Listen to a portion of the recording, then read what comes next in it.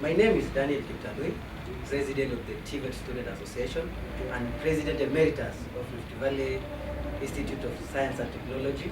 Right now is Rift Valley National Polytechnic. So some of standard people are raised kidogo. So I'm a youth leader, a young leader, someone mwenye anataka make things in the right, because right now things are not things that are not right according to you. According to me and many things others. are not right. Do you mean politically? Because you can like politically, yeah, things are not right. You can economically, things are not right. Like academically, yeah, things are not right. So where mainly? Like politically, socially, and economically, both. I think we do have a problem with, as a country, because right now the representation of the youth in political spaces, the inclusiveness of these young people right now, like we see even in the government, we don't have the representation of the young people, even the CS. Not like the previous government where we had Joe Mushiro as the cabinet secretary. Right now, we don't have even a single youth. Maybe you say CS Nakubicha, but they are around 50s. Yeah, I say this. Good politicians here, before to the level, like, major people out there want to know, Ashanga, who's this youth? Go deep, I go so deep into politics. I mean, penny checking like, Mtandao of all I've been seeing your clips, courage, you're so brave, the way you're tackling these big leaders, like so like I know this is the question that most of the youths are asking themselves out there. So ningependa pia tupo yani Kiptanui ni nani kwanza ndio tupo hapo na anatokea wapi, like let's say ndio wapi ndio wengi wanakuwa like a president like kama mimi ndio so let's say hiyo then let's say for the primary home. Actually, I was born in Wasekisho County, Kapsebebe. I came to add that inaitwa Kapsebebe. I think so. Na nilijua juzi.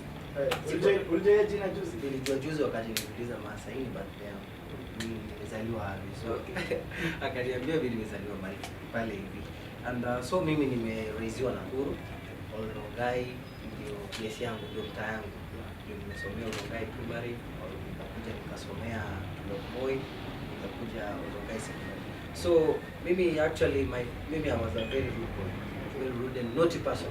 So I think I don't know if you can say I met Jesus, because yeah, it was a turnaround of things. It was in the year 2016. I remember second term. Nilipigwa msee. Mbona ulipigwa kwa nini? Mimi nitakwambia what happened. Nilienda kuchukua some stuff library kufurahisha girl child.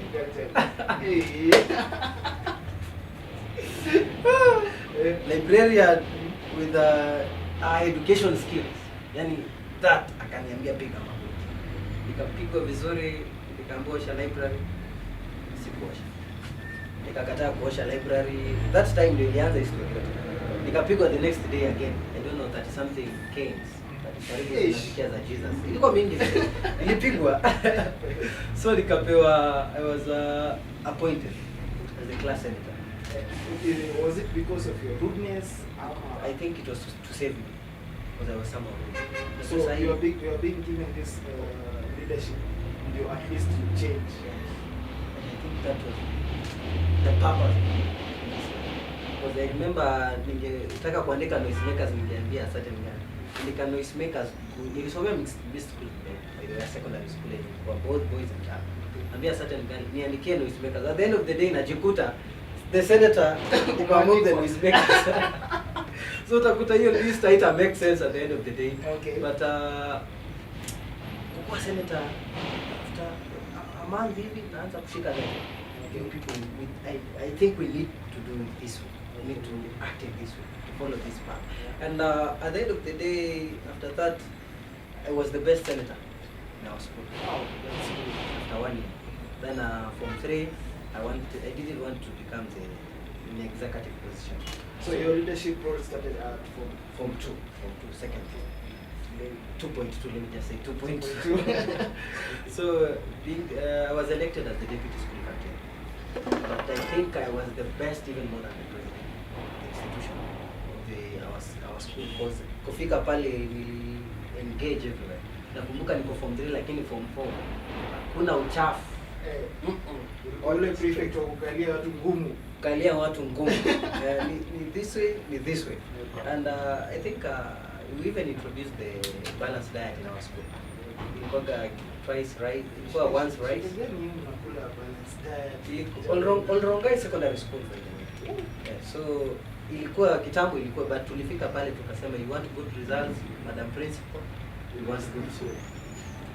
It's a two-way traffic. And at the end of the day, I think we did something constructive in the institution. So after that, I joined Harvest. I was joined by the Kiambu Institute of Science and Technology. But I don't know what happened. I changed the plans when I was in Nakuru town. On my way to Kiambu. So what made you choose Harvest? Actually, my late father, and I think he gave me an opportunity to be a leader in the family, to be the head of the family. Right now, I know I am the head of the family because he gave me that mandate to be the head of the family, to be the father. So I acted as a father that time. My mom was in Kiambu, and you remember lockdown. Yeah. Are you a Firstborn son. The fourth-born child, but I'm the firstborn son. You're the fourth-born child, but the firstborn. So, how come? 1, 2, 3, they are girls. They are ladies. So, so you're a boy. I'm a boy. The first male. Can we just say that? Yeah, And so I changed the mind because I wanted to be with my siblings, my younger siblings. So I wanted to be around them. So I chose Harvest. And I think God made it happen for me. So after joining Harvest, it was on 2021 March. I thank God they pushed me to 2020 in a class of 20 September. So I joined a school where we have already covered 2 semesters. God's plan, you don't know, it's God's plan. So after March, I remember we went for a holiday because of COVID-19, and 2022 February, I vied to be the president. They told me you are a young person, you are very fresh up. Tulia kidogo, tuliza fresher, you wanted to be a leader. Yes, I wanted to be a leader. It was a call. I saw there were many challenges in the institution. The tribalism in the institution. What made you believe that you can bring change in that school? Because I brought change in my secondary school, in high school. Do you know life in secondary school is much different than let's say university in your place in that school? Roger, they are grown-ups. Go to it's so hard that this one in high school. But my mind was the same monkey in different forest. But the same students in campus. And still the same one. The same one in high school. The same one in high school. So after being elected as the president, I remember I had my first Facebook press conference, and it was a learning process for me because I didn't differentiate the leadership in high school with that of campus. That time that I'm in as the president. And I remember before that I was told you won't make it. Here I am. Toka kijana, calm down, cool down, kuja pole pole. Nikamwambia okay. Then what unajua most of us if you're going to certain thing at your young age, into a high school, this thing it's demoralizing. But what field you are? Let me tell you one thing right now. Like there's a certain spirit I think we do have and we do possess that it has everyone has it. You need to be yourself. You need to have your own decision as a man. As a lady, you need to have your own decision. As a person, you need to have your own freedom of saying things and expressing things.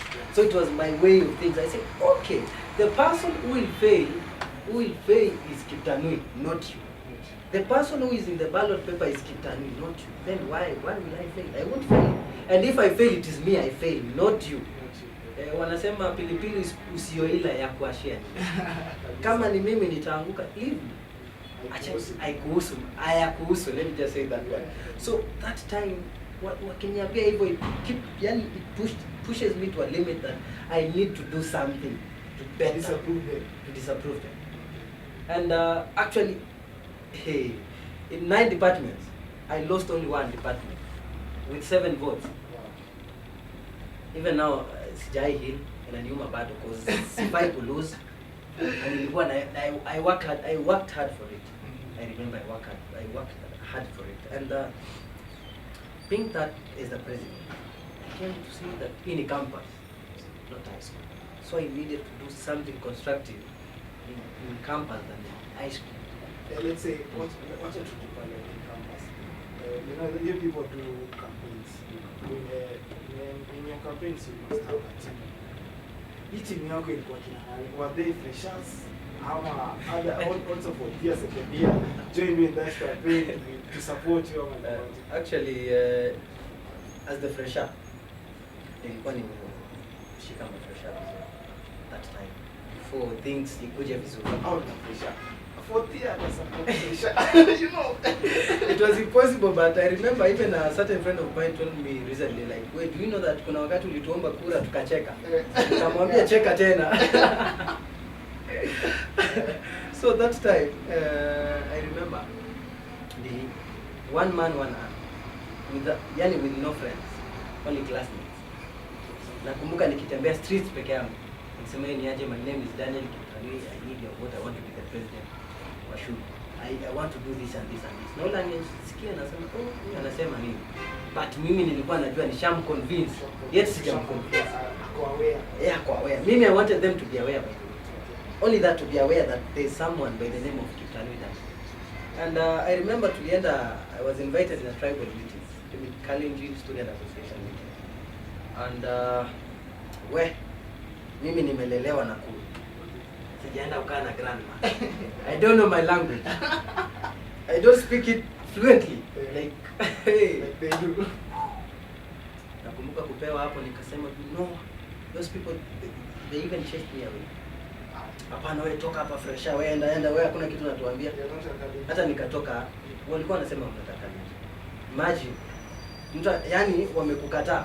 So do you say tribalism pia bado is still working in campus projects? I think it is in high much level in campus. And I think this mentality, this is a syndrome of mtu yetu anaongea kivyetu, and this create bad leadership in our country. And so I remember that time, me as a good leader, I want to bring change in our state. I want to bring change in a school, in an institution. So that time, they chased me away. It was on Sunday in the evening. Monday after Sunday in the evening, I called a certain person. I think I played a very huge role in that moment, because I called a friend of mine in the movement. You are one of the aspirants vying for the secretary general. You people, your tribe, let them vote for me, but I think I have no friends. But I think you are one of my friends. And we had a consultative meeting till midnight, and we agreed that tomorrow be in school by 5 a.m. Yet I was commuting all the way from Olongai in Kabara. So remember, I need to be in school in that time at 5 a.m. So I got a certain motorbike. So I was there in 5:30. And after that we had a meeting, and 8 in the morning, around 7:30 in the morning, my running mate was a Kalenjin. I think I don't remember her name, but somehow she was a female, because we want to have a female running with opposite gender. So I think by 7:30 my running mate was Belinda. Yes, I remember the name, Belinda. At 7:35, at 8 a.m., 8 to 10 a.m., my running mate was Lea Senate. It was a game plan. And after that I knew that I want to progress, because I have the master and I created an alliance, team change, comprises of all tribes, even me as a Kalenjin. So Kalenjin voted for me. So those people who we were competing with, they share the votes among themselves. But all the tribes, the sub-tribes, they voted for me. Yeah, that was 2 years ago. So because I was the president Kalenjin, my running mate was a Maasai, she was a Maasai. The section, I remember, the internal affairs was a Luo, the non-resident was a Maasai. I remember we even had a Muslim in the council, in an institution where they believe it was an ethnic-based institution. So inclusivity and inclusiveness. Really, it was a wise idea was a wise move. You made that. I say like, when you're most, what, let me speak to those people out here. Wadau pale home, mazee, it's good mazee to decide your environment. Your environment can put you to a higher place. So like hii mambo ya kuangalia msee, underrate nini, because of tribes nini, hizo vitu walisema. If your environment mazee iko sawa, it's obvious wewe pia utakuwa sawa. Like Kiptanui, like kuna time nimekuwa nikiangalia fulani hapa, it was an interview actually. If you nimekuwa an interview of one of the yes, alimwambia kwamba alikuwa anapata mahindi. So mahindi zake like unapata was the biggest and the best farmer in Europe. So waliamua kufanya interview about farming and how come see farming yake kwa sawa the rest, how he made to become the biggest farm. So wasekwenda kupiga interview wakapata alikuwa anagawa seeds to the neighbors, anapata the best seeds to the neighbors. So the interview akamuuliza, mbona wapatia, how comes you're giving the neighbors the best seeds? Are you not afraid that watakuwa na harvest more kushinda? So but this unajua ilikuwa is environment. So yakasema the reason why I'm giving them the best seed is because I want them to have the best your maize, the best. Because like during cross pollination, ikioka, how you gonna have bad seed? So like that's the reason why I'm giving them the seeds. During cross pollination, ikioka, yes, it's devastating. So hiyo ndio inaelewesha story yako, like you care about it. Uliangalia like hizi tribes, hautaki kujua like huu ni Mkale, huu ni Mkikuyu, nini. Ulichukua wote, then ukapatia roles. Of which is roles higher level. That's a lesson to my youths pale internet. I salute you for that. Thank you so much. Yeah. So kuliendaje sasa, let's say voting sasa usha. So I remember telling my cousin at home. I remember I printed a poster. Yeah, this is me. I want to be president. Oh, done. Yes, congratulations. Good luck. And she gave me some amount of money to print posters at that time. And I knew at the end of the day I want to lose. Reason being my mindset. If you don't work hard, the results of not working hard is just failing. You will fail. Eventually, at the end of the day, you will fail.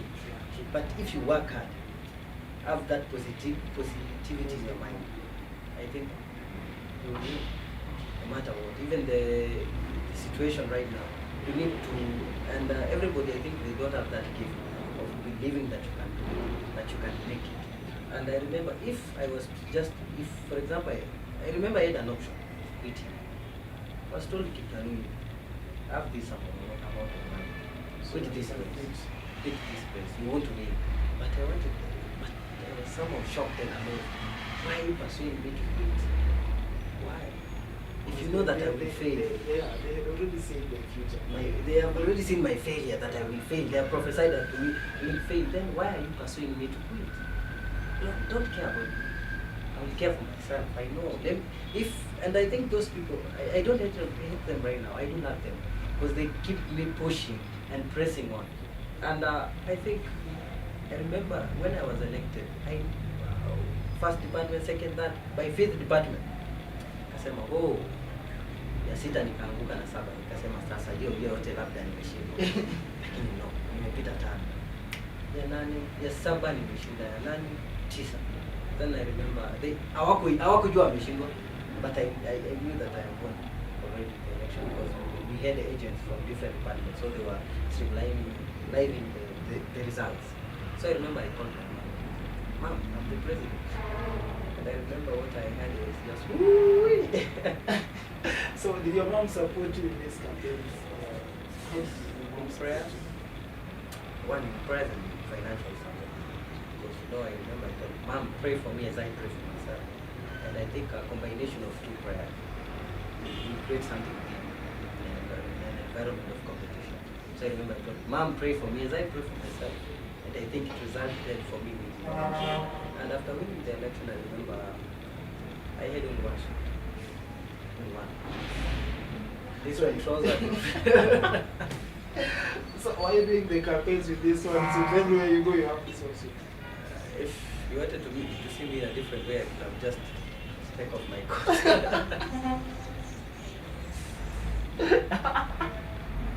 I remember I have even a certain shoe at home. I don't know, extra large or what. But that time I wore it. Ilikuwa naivaa.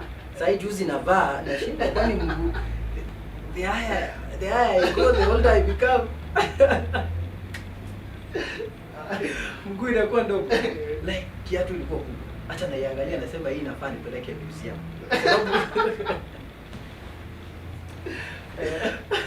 Ili Jack the Giant Slayer. Jack the Giant, yeah, I remember the movie. It was some of them, I don't know how to explain it, but it shows me that there was a turning point. So I remember that time as the president. So I need to behave as the president. I should live as a president. I should even type as the president. And I remember I had many weaknesses, and actually, so I needed to behave as the president. Even my weakness was time. Singetaka mtu ajaribu kuinterfere with my progress. Ningejaribu hapo tungekosana sana. Ile ya nyumbani. Ya nyumbani nikufuata. So I remember there's a time even wakati pesa ya campaign nimepewa na the former governor leading it was 30,000. Your governor supported you? It was during campaign period. So I remember we had a meeting somewhere and he gave me 30,000 to share it with the comrades for supper. Nilikuwa nasema I should go for it. And the student union leaders walikuwa nadhani pesa ni yao. So mimi I divided the money. Nikatafuta mtu akona mwili mzuri ya kupigwa. Nikampea certain amount of money. Nikaambia umehesabu pesa? Jioni kwa group kwa forum. Kiptanui, where is our money? I told them, I don't have any money. The money I've shared it with the comrades. Na mlikuwa pale nyinyi mkidhani nimewatolea yenyu ni waekee. Niliombea comrades ni Sukuma, not for the student union. Yani trying to explain that thing to them. Mpaka naambia bwana mnanisumbua. Shida ni mimi. Shida ni gani? What you people, why are you embarrassing me this way? Like, oh, that's not your money. Ni ya comrades wameomba, ni ya mboga nimewapea. So that time one did, I think right now I've learned something, and each and every new day is a learning process according to me. Because right now I know how to handle even in a situation like that. I know how to handle. You got on your clips. You're dealing with bigger. You're traveling with biggest leaders in this country. Your courage, you're so brave. You know what you like? How do you do this?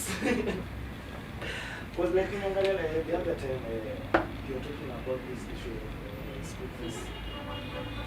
The way you could hear like your friendship with your name saying with no fear. Well, what's behind this energy, this whole bravery? Actually, sir, the enemy of yourself is yourself. The enemy of yourself is fear. And I think right now in our country, we do have one thing, not just even corruption, not just even unemployment, fear. Because when you fear even, you fear even to correct things when they are wrong, to speak your own. I think I like Moses Kuri actually. He's speaking his own mind. He doesn't even care. And everybody, if we were to speak our own mind, I think we will be somewhere at a political space in a country, a better country. And I remember they have increased the fees without our consent, without our concern. Wameongeza pesa na wajasema. Then I remember, oh, you people mnataka, because the president is from our tribe. But I don't share anything with the president of Kenya. He's not my relative. Actually, common tribe, but we don't share money. He has his own salary. I have my own way of having money, of securing having this money. So that I wanted to speak it out. I say, Mr. President, there are some people who have increased fees without our consent. And I thank God. We came to agree, okay, you have increased fee, okay, it is plus exams. We will not pay anymore, exams anymore. And after that, they agreed on our thing. Even the reform, right now, they have suspended the education reforms in Parliament, which is good. Because you can't make it a law, you can't make it a constitution. Let me just say as a constitution, it doesn't pass even through the House of Parliament. So I think as a country, as a person, I hate that motive of speaking it out. And I will speak out. No matter what, no matter the challenge, I must speak my own mind. Okay, do you receive any threats from these leaders? I do, actually, by the way. And they are threatening you to fear, so that you can have that fear, but I won't buy their own fear. Because right now, if I die right now, I know that I will be even posted in a television, breaking news, because I've done something great in our country. So there's nothing to fear, because at the end of the day, we do have the beginning and the end in this life. So no matter my end, as long as I've started something in my life, no matter the end, so I don't fear, actually. And I will be there no matter what. And I will be the role model of those people who are fearing. I will give them the courage and the hope that you need to speak. And for example, okay, they will threaten me as one person, so that I can have fear. But they can't threaten all of us. So you can kill a man, but you can't kill his own idea. So they can threaten me, but they can't threaten my own idea. And for example, if you buy my courage, if we all be courageous in our country right now, I think no one will be threatened. So according to you, something that is affecting the whole of our country is courage. You can say, according to Kenyans are good courageous. Like right now, they are not courageous. For example, we do have the high cost of living, the unemployment, the corruption, but so they are waiting for Kenyans what should Kenyans do so that the government should see that Kenyans are courage? What's your idea? My idea is just be your own, be independent. How can we do that? For example, right now, someone has a godfather saying William Ruto is, I will depend. Just first article, the sovereignty belongs to the people, only that. I think it will give you the courage that no matter if I've already elected a leader, I think I will even recall that leader. I will recall that member of parliament. I have the obligation, I have the duty, the mandate to recall the MP, even the MCA, the governor. I have that authority to recall, even to petition in parliament according to Article 37 of the Constitution. So demonstration, I think we have that mentality that demonstration is all about chaos. Demonstration is all about violence. No. I can demonstrate even by just walking, not running. I think we have more than 1,000 ways of demonstrating. Even unaweza kataa kukula, unaweza tembea pole, unaweza amua leo ni kulia ama ni kupiga makofi hivi mpaka jioni. That's demonstration actually. So demonstration, I will demonstrate actually. I don't require Raila Amolo Odinga so that I can demonstrate. Okay. And I will try dialogue. If I won't reach you, for example, what will I do right now? I'll make the whole country know that we do have a crisis. Okay. So I'll demonstrate. Yeah. So like let's say, Raila Amolo is not doing the peaceful demonstration. There's this peaceful demonstration, alafu kuna ile ya chaos. So like the government, unajua these people wanataka pesa, they are poor, wanataka kula. Like during this demonstration, itabidi wameharibu vitu za watu to affect the government. Umeona? Like the other day waliharibu the highway. So like wanapeleka government loss. Alafu then the government in a fight back whereby it ends up killing a lot of people. Actually, if we participated in that demonstration, it wasn't just a normal demonstration. Robbery with violence. Yeah. And actually I was against it. Because you can't, like, that was not demonstrating. And I remember, and let me tell you one thing. Do you know that us as the youth, we are the inner core of this country? I remember when Raila angemaliza clip angesema vijana hoye. How? Why? Mbona aseme wamama hai, wamama tuingie, mbona aseme wababa? Anasema vijana kwa sababu anajua wa vijana. And if the energy Raila angetumia kupeleka vijana maandamano, he could have used the same energy in fighting for the employment and opportunities of these young people. And I think that's self-independence. Right now, Mimi, I recognize Ruto as the president. He is the president till 2027. I know Raila is the opposition leader right now. And let me tell you one thing, and I will just say it one day, very clearly, and I will keep it repeating it one day at a time. Every day in, day out, I will just say it. just say it, like, William Ruto should not even focus to go handshake with Raila Amolo Odinga. He should focus going to have an handshake, with the youth of the Republic of Kenya. Because these people, they will cost him, cost his the re-election in 2027. Yeah. And because I can't imagine going at the ballot paper to take his name again when the fuel price is at 230, where the cost of unga is at a higher much level. I don't know. So I think the president has to do something.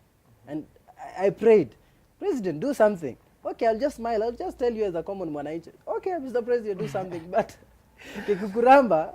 Okay, let's come back to a student. You as a student president. The other time I saw you complaining about the school IDs and the national IDs. Yeah.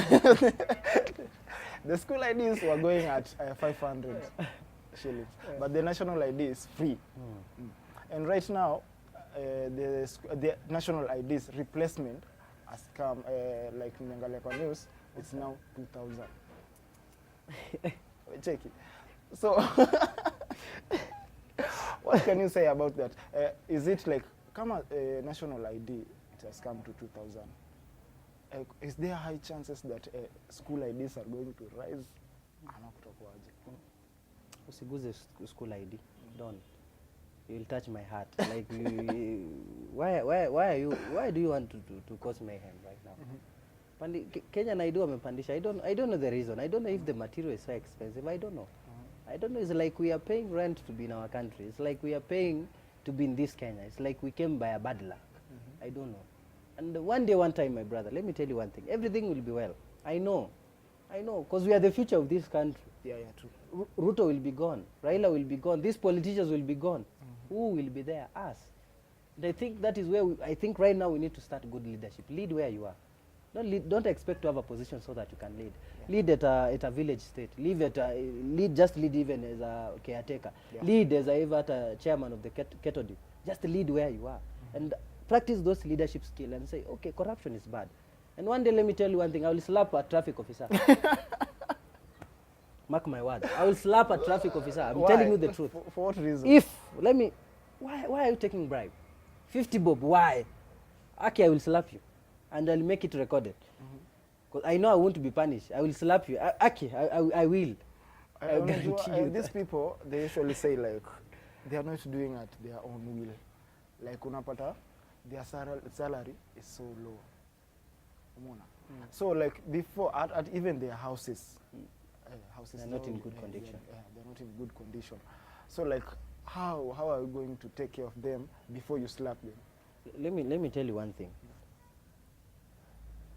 This thing starts with the leader on top, not the leader at the bottom. Yeah, at top. If the president wants to kill corruption, in 1 month, we'll have a Singapore, which is Kenya. We'll have a Singapore in Africa. True. In only 1 month, I say, okay, this is your salary. This is this and this. Just do this and this and this. And let me tell you one thing: the police officer in the Republic of Kenya, I don't know, is because they are failures. I don't know if it's because of their grades. I don't know. All I can say is that it's greed. It's just greed. But at the end of the day, let me tell you one thing. I don't know what will satisfy a man. Yeah. But I think we need to have a limit of satisfaction for a man, for a human being. Okay, my salary is 50,000. What can I do with this 50,000? This is my range. This is whom will I marry with this 50,000? How many children should I have with this 50,000? I think we need to just bear that in our mind. But taking bribes, I condemn it. Let's go back in that case of demonstration. Yeah, we've been having demonstration whereby you as a student, you're a president student, and you've been leading some demonstration. And we've been seeing like when students go to demonstration, police come and you find that like we have cases whereby a student is killed, 1 or 2. Like the other time we were seeing at I think it's Masinde Muliro, there was a student who was shot. So how do you prepare to deal with these situations whereby students are just being killed because of their demonstration? Actually, the government right now should give me an internship program of demonstrating, attachment program, so that I can teach others how to demonstrate. Because I've never been tear gas because of demonstration. because I followed the procedure. Okay, 3 days minimum, maximum 14 days notification. Yeah, that is all about notification, not pleading, not begging them to give you opportunity, but notification. Tarehe fulani hiyo barabara ninapita, tarehe fulani. So maandamano ita happen that day. And juzi we had a maandamano in Machakos University about HELB loan. And let me just let you know this one. That was not about HELB. The HELB offices in Times Tower, Nairobi. The anniversary towers, yes, the anniversary towers. The HELB offices. But you wonder how are you demonstrating in Machakos University at first years? Let me tell you one thing. First years are suffering. How? No one has been chased because of school fees. Atienda nyumbani and they are in campus and they are school fees. That was in a issue. Na ilikuwa chaotic because I saw even a text between a OCS and a student akimwambia kesho kuja na malori ya tear gas. Like I think we do love Kimbi Kimbi festival, running ups and down. I don't know. Kimbi Kimbi just running at Kimbi Kimbi festival. I think I will one day I will teach about demonstration. I'll demonstrate. And I think I will lead one of the biggest ever demonstration in the Republic. So if you say you're going to teach about demonstration, does it mean campus students don't know how to demonstrate? Actually, you have said you have not read the Constitution. Yeah, it is true, even them. Some of them have not read the Constitution. Some ones know that maandamano ni kuwasha tire. No. True, yeah. In order to demonstrate, you must have a petition. Lazima ukuwe na swala ya kupeleka mahali fulani ukisema I'm demonstrating. So how are you going to install this strategy, this idea, this knowledge about demonstration to them? Because it's going to take a lot of time.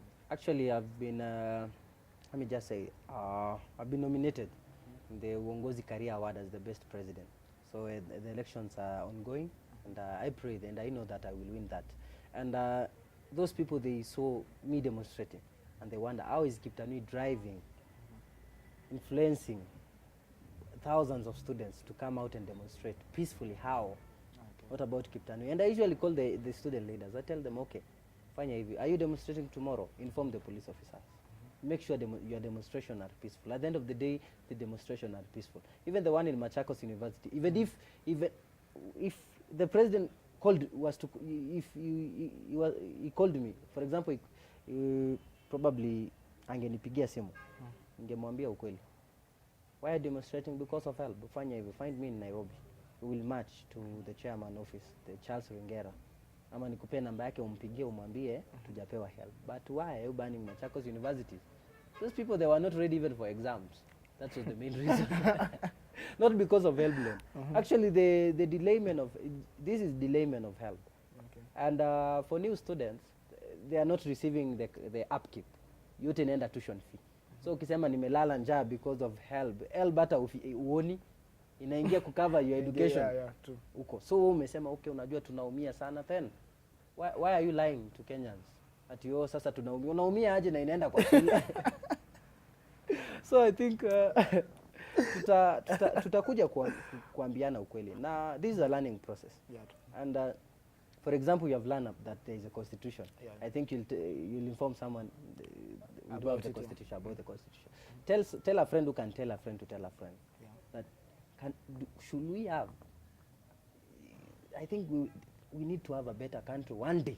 Just inform you what is the future of my offspring, my children. Which country will they live in which environment, you see? So I think just educating and telling them 1, 2, 3, and I know one day we will have.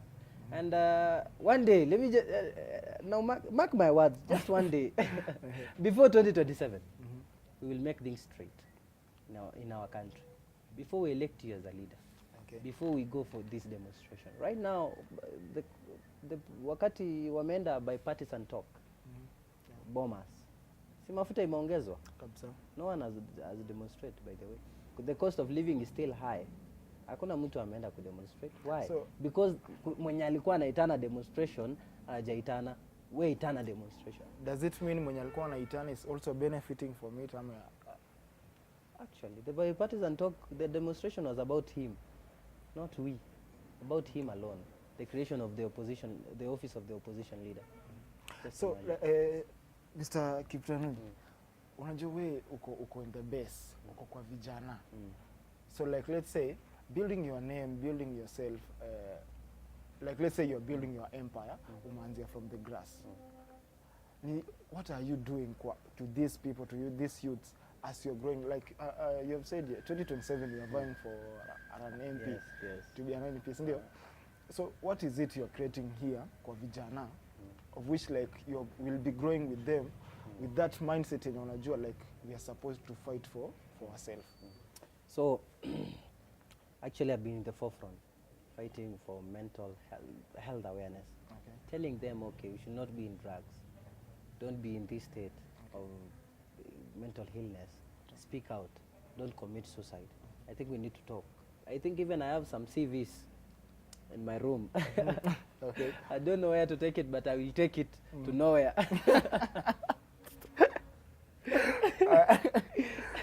I will take it somewhere in a place, and I think I've helped quite a number of them to secure some job opportunities, and I think we will do it. So lead where you are. In this, just as a student leader, I think I will do something as a student leader so that in 2020, because these people have already tarnished our name. True. Politicians, ukisema wanasema hapana, nyinyi ni waongo tu kama wao. That mentality. Yeah, true. But I'm telling you, okay. Mimi unasema ukisimama kitu wewe utakuwa muongo kama wao. Have you tried me? Have you tested me? I've been a leader in high school. I've been a leader in campus. I'm now a leader of TVET Student Association, and more to come. Okay. I'll be there. So lead where you are. So right now I want to make things clear, and I think in a week time I will launch Talanta Mtaani. Okay. Yes. I want to bring together the young people together and say, okay, what do you have? What are your ability? What are your talent? Okay. Are you a musician? Are you a singer? Are you a dancer? Okay, make it happen here, really. Because if I subscribe to your YouTube channel, you subscribe to my YouTube channel. Yeah. It is a plus and a plus.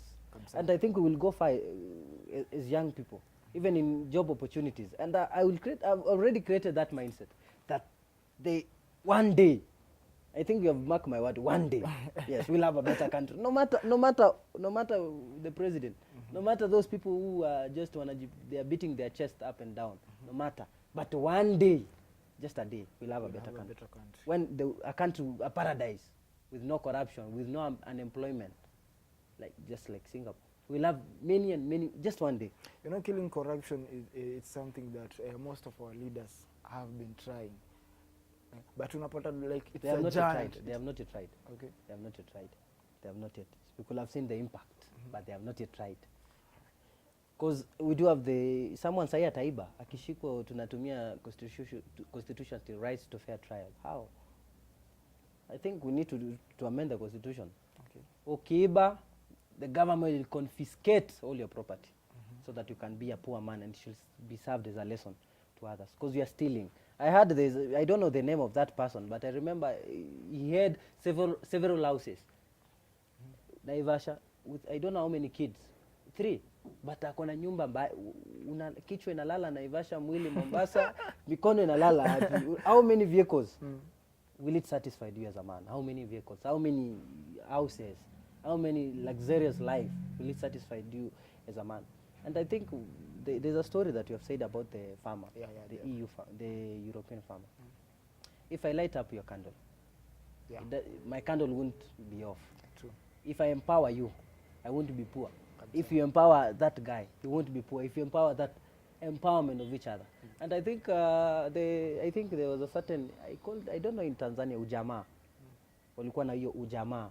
Umoja, hata hizo tungefanya harambee. The spirit of harambee hata tunasema tu that sasa hivi imegeuka imekuwa harambee, unaweka chama yako bila how harambee is something like tungekuja tuseme my guy, because even me I know I will be a rich person. I don't want to be surrounded by poor people. I will support that person to be as rich as me. I won't be poor by supporting that person to be rich. So that harambee tukusaidie, uinuke usaidie mwingine, ainuke asaidie mwingine. Imagine we have the opportunity maybe, but I will take my brother to be the CEO. Yet I'm a rich person. I will take my sister. What about the rich will be rich and the poor will be poorer. Yeah. So but these people are not ready for this conversation, and they will come a time. There is a time. enough will be enough. Great people, we are having a good conversation here with Daniel Kiptanui. Mazee, kitu yenye mimi nitawaambia, make sure you do the subscription. We are learning here, tuko hapa kusoma wazee. Mara most tumezoea tuko mziki hapa hivi, but today we are learning something. Hope you people pia pale home, you are learning something wazee. This is our great leader wazee, Daniel Kiptanui. He'll be vying for an MP 2027 wazee. Umesikia vile anatupatia pale mistari, mambo imechemka. Bora tusisupport mwenzetu. Atakuwa na show pale hivyo, itakuwa Talanta. Umesema itaitwa Talanta Mtaani. Talanta Mtaani. Yeah, so all talented people on Rongai. Talented all talented people, wasanii, madansa, watu wa mapoem wale. Mbona msichukue hii opportunity mu showcase your talents? Vibes Up pia, hope lazima nitalink up na wengine. Nitakulink na wengine. And pia we do have December 2nd December. Okay. Tutakuwa Nakuru Girls. Okay. Anchor. We say anchor talent. Okay. We expect more than 5,000 young people from our region, extra county. Kujeni pale. Okay. Entry free. Absolutely free. So wase wote wenye mko talent, mafans wote wa Vibes Up wa Islands TV, make sure that 2 December you ready, prepare for that day. Mtakuwa mna perform pale, wasanii, madansa nini. I guess lazima tu pia tuko ground. Tutakuwa ground. Actually lazima tu niko ground pia mimi. Toka pale tunapiga story na wasanii. Hata I think itakuwa poa tukienda live. Tukienda live. Yeah. It will be better tukienda live pia. So that's it. All I can say, make sure unapiga subscription. Si tunaendelea hapa. Yes, welcome back to the second edition of Vibes Up Show. Na leo tunapiga story hapa na one of the great leaders, student leaders, Daniel Kiptanui. Ama vipi? And I think that my name is so unique, by the way. Daniel Kiptanui. I'm Daniel. Like sometimes I ought to do some things, by the way, to just some things, but I remember I'm Daniel Kiptanui. So there's no any other person like Daniel Kiptanui. So I'm the only Daniel. You're the only Daniel. So you have to limit to do some other things. Some things. Yes. Okay. That's great. Maze, like let's wacha turudi pale about education. Like most of the people, like let's say Kenyan education imekuwa ikichukuliwa as a scam. Yeah. Like unapata most of the people don't believe in Kenyan education because unapata after school there is no job. Alafu like we have been having this case Mombasa of this student, like if the vice president mwenyewe anaweza kuambia hakuna job, unasoma hakuna job, then why is the essence of even learning? Yeah. If someone amesha kupoteza hope yako, amekwambia even if hakuna kazi ya kuwapia, then why are you studying? Education right now is so expensive in Kenya. Degree, how many thousands? You could have even bought a boda. But shida utanunua boda, mtabeba nani? Kila mtu akiwa na boda. Yeah. Mtabeba. And I think one day I'll just tell His Excellency the Deputy President, there's a certain word I think you need to apologize before 2027, because that word will cost the president the re-election. I'm telling you the truth. Bear with me. I carried it in my own heart. Even when nikienda mali, I do just say it. The deputy president once said, there's no jobs for you people, even if you are being honest. But then that was just being rudely and ridiculous, like saying, unasema tu hakuna kazi. And I will remind him, I will just tell the president, deputy president, actually I don't know what he will do for these young people. I don't know what he will do. You know, this thing has started to affect so many youths. Like I've seen this case of a boy called I think Anyango Tete. So kijana Mount Kenya University, I don't know ni wapi. Like kijana ametoka kufanya paper. And then he's saying like, no, Kenyan education is just a matrix. It doesn't care. Like ana amechukia ile mbaya sana. So like unapata like if one of the great leaders in this country amefanya hivi, how many people this thing has affected them psychologically, let's say? That is power of influence. Because he influenced these these students that there is no job, these graduates, there's no jobs for you. But I'll just give them hope. Just believe and just work on something. Maybe you don't know your plate. Maybe there's a certain job for you. You don't know it. But first for all, in order even to be employed, you need to change that mindset. Even that guy, when alisema education is scam, hawezi pata kazi. Because he has already locked his mind with negativity. There is no job for you. But I know there's a certain job for a certain person. If you believe that if you believe there is a job for you. Everything in this world is all about faith and believing. Just believe the process and say, okay, I've already studied, I've already graduated, I know I will have a job. Because even those who are in these jobs, the higher offices, I remember even those who are in these circumstances that we do have right now, walikuwa kwa hii process wakisema, okay, I think I will be employed somewhere. And we will, I think, changing the mentality. And that's why I think as a phrase I'll just say it. Be who you are. Be who you are when you were born. Yani, don't be affected by some things. Like unasema amekubebea. Najua, let me tell you one thing. The DP installed those statements in the minds of many, which is very wrong. Because right now I know even me, I have a job. I'll be here, but I know I love my own job. True. Like, let's say, it's usually said in the Bible, faith without action is dead. Is dead. So, like, you have faith, that faith, you'll have a job. So, what action are you going to take? Like, let's say, these students wamemaliza shule. Actions gani they are going to take, and what action you as a leader about those ones that have finished their courses? Wako na CVs pale nini. The other time we saw Eric Omondi carrying boxes of CVs mkokoteni. That's what hiyo ni actions zake. So you as a student leader, ni gani, what are you going to do about this? Let me tell you one thing. Huwezi hata ukuwe na CV na ukae naye kwa nyumba. No. Huwezi pata kazi. But these people have tamak tu wanalala huko hivyo. Wametamak lakini hawajafika mwisho wa kutamak. No. Maybe hiyo kutamak yenye tamak next ningempea kazi. Okay. And I think so you need what to you're know, saying they should not give up. Hey, I don't know if the word give up I think it should be omitted even in the dictionary. You must not give up. You shall not, may those shall not give up. Why are you giving up? Okay. This is the life, like, okay, well, I'm tired and this is life. Then why are you alive? You are born. God has a purpose for your life. Not you to just come here and tamak. Just leave it to God and say, God, make it count for me. Let me praise you. Okay, maybe I'm a deacon and I'm forcing myself to be a lawyer.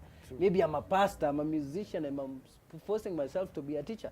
That's why I'm telling you right now, unleash your potential right now. Mapema ndio best. If you have a talent, you are a musician. Don't go to school. Ingia hapo, what this artist wako pale, unasikia mtu alisomea shule nyingine haina jina. Alianza polepole. I think you know the history of them. Yeah, true. Pole. And and let me tell you one thing. The person who should give up, mwenye atasema enough is the person mwenye ako kwa grave. Ya amechoka. Okay. Lakini as long as you are alive, keep pursuing, keep pushing it. And it's so sad. Let me tell you one thing. A young person, 23, 24, 25 saying up. that ati nimechoka, maisha ni ngumu. How? Imekuwa ngumu how? Ndio umeanza. Hata bado. Ati sasa you know. And let me tell you one thing. And this thing, I don't know, is it about our moral behaviors? Is it about that we are not taught by our parents or what? You should not give up. Don't give up. Yeah. Maybe ungetamak next is your job opportunity. That's why me I usually say, okay, I will speak out. If you won't listen to me today, I will speak out tomorrow. The day after tomorrow, the day after, until you'll heard my voice. Okay. You'll heard my cry. True. And say, okay, this and this. I know. Sauti ya kwanza itakusumbua, ya pili itakusumbua, peke yangu itakusumbua, but tukileta mpaka siku mtajua it is a crisis. Ndio mtasikia. So mimi I won't give up. Actually, even saying giving, even that, God, may God forgive me. Giving up. Yeah. I usually wonder, by the way, I will slap someone saying that I'm giving up. My brother, how old are you? How old are you? We have kids. Yeah. You're too young to give up. You're too young to give up. Okay. Giving up, leave it to the people when you're 90s. Will give up. This leads us it leads us to one of your, I think ni vitu zenye unafanya pia. You deal with talking to people who are depressed. How did that start? Actually, I think when people are saying, I think they should have included it in the gift as the gift of the Holy Spirit, not just speaking in tongues, but public speaking. Because I think, and God will judge me. Because God will say, okay, Kiptanui, I gifted you that gift of public speaking. What have you done with those gifts? What have you done with that gift, Kiptanui? Kiptanui, what have you done with that gift? Then I'll say, God, I was in a certain high school. I was in a certain campus. I was in parliament, God. God, I was somewhere.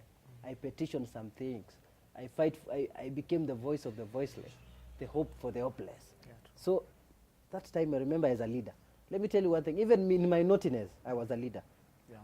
The bad thing at that time is that I never unleashed the potential of being a leader. Yeah. But when I was given the opportunity to lead the class, the first month, second month, even a whole year, I was the best because I was given the opportunity to unleash my potential. That's why I'm here right now. Many people have maybe retired, they have been emeritus, the president emeritus, emeritus is in the institution. But right now wameenda kijijini kukaa kwa sababu they never unleashed their potential. Walipewa tu hawakujua wako na nini. But mimi I came to realize my purpose in this world. Yeah, Is to do something. That's why when I tell you one day, I know I will bring change. Not just change, not just me, but we will bring change as young people. This generation Z, Yeah. the generation Z will bring change in our country. So this spirit, I was given the opportunity, so and I came to realize. Because I've seen you've dealt with so many depression cases. Yeah. Ebu, unaweza tuambia one of the cases, the biggest one you've dealt with? There's a time I was called in a certain phone number,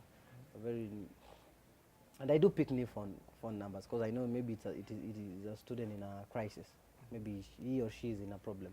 So I picked the call, then say okay, kimbia mahali fulani, mtu anataka ilikuwa a relationship case.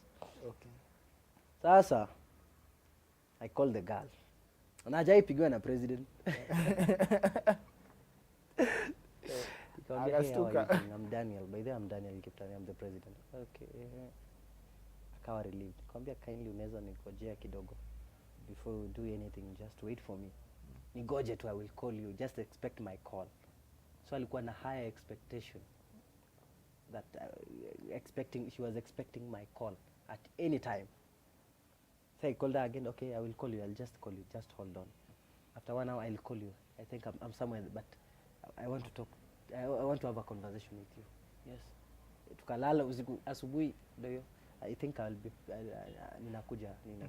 Prepare something, I'm coming. Boyfriend ananipigia, "Oh, aki umemsaidia, ashike simu yangu." Anambia, "Just relax." Tulia bwana. Kufika pale, let me tell you one thing. I would sympathize with you. I won't have mercy with you. I tell her this, the real story. Do you know that next week, when you die right now, next week we will bury you? Try to think, I don't know your place, but utawekwa kona gani? Your parents are not aware, but do you know that I will be the one informing your parents that umeenda? Do you know that tutalia, tutakupost? Do you know that I will post you? Do you know that we will contribute? Do you know that tutakuja village? A village si mzuri. Road trip. Why? Your parents are not aware. Then you want to commit suicide. So you want them to be aware. Why? They have not even planned for this. Why? Huh? I will leave it for you. Thank you so much. Just like that too. Sinishamsaidia. Because I've already unlocked your mind. Only that. I will unlock your mind. I won't say aki okay pole aki. No. I will tell you the reality. My brother, my sister, this is the way. When you die right now, because when you wanna commit suicide, let me tell you one thing. It's not that ati wanapenda hawajui kitu inafanyika. Those people wajafikiria impact. That's why me as Kiptanui nimeshafikiria 5 years to come. Right now nishafikiria mchoro. And I want everybody to think a week ahead of your thinking. When ukifikiria a week ahead, you'll say, okay, right now I think I'll have to do this exam so that next week I can have my results. Right now I think I will have to pass this exam so that next month I will graduate. I think we need to have that perspective of seeing our dreams and future. Prophesying about it, saying, okay, I know my future, this and this and this. And if you have that idea of, okay, next month I will have to do this. Next month I have a plan. You want to commit suicide. Okay. Because committing suicide is the end of the road. Yani is the end of your thinking. You won't think again. Umefika mahali ukasema this is the end of the road. But it's not the end of the road. You need to create a road. If it's the end of the road, and I usually tell you, I'm a Christian by the way, and I'll just tell you that at the end of your race is the beginning of God's grace. So when umefika mwisho, and we are never alone, and we will never be alone. If you are alone, just call your maker. Abba, Father, I am here. Do what you want to. Do you want to take me? Take me. I will take myself. Okay. So another thing I want you to speak to the youths out there. I know you as a leader, you want to be an MP. You have a lot to say to the youths out there. Unaweza waambia nini pale vijana? Those one that are talented, wale unataka kupigia kura pale hivyo. You can speak to them. Actually, dear young people, this is an opportunity for you to be a risk taker. Opportunities favors the risk takers in the society. Opportunities favors the fearless in the society right now. And I think it's the high time we need to observe and we need to think as elders. We need to think as fathers and future mothers of our country right now. Where will be our country be if we end up our life right now here? The purpose of God in our life was to be somewhere. So we need to focus on our mental health right now. And let's do something constructive right now. Ukiwa mahali, just do agriculture, just unleash your potential in talent, use TikTok, use Instagram, use YouTube, the social media network, all social media platforms. Use them. You don't know. And I think you need to even to check your company right now. And we have been misusing the name friends. And dear young people, make sure you have a friend. Who is your friend? Be your own friend, actually. If you would clap for yourself, if you would advise yourself, no one will advise you. If you would congratulate yourself, no one, absolutely no one will congratulate you. Dear young people, it is my prayer that one day we'll have a better country. Just one day, for our future children, for our future offspring, we will have a better country. And also, the thing of self-independence. Be independent. Have freedom of your own. Speak your own mind, no matter what. If abusing Kiptanui, if abusing Fulani will make you happy, then do it. Focus on your own happiness. No one will give you the happiness, but you. Be your own happiness. Thank you. Kabisa. You pia waambie how they should vote for you, how they Oh, okay. I've been nominated as the President of the Year Uongozi Career Award in Eastern Africa. Kabisa. So the voting process is still on. I will share the link. The President of the Year, just select my name, Daniel Kiptanui. Just vote for me. And a vote for me is a vote for you. And 2027, I will be there as the MP of Rongai constituency. I'll be there. And I think I don't want to be alone in Parliament. So I want all the young people in various sub-counties, in various counties around the Republic of Kenya. Make it count. Right now, we don't have even a voice to complain because we never existed in fighting for our own affairs. We never existed in being in aligning ourselves with the political spaces.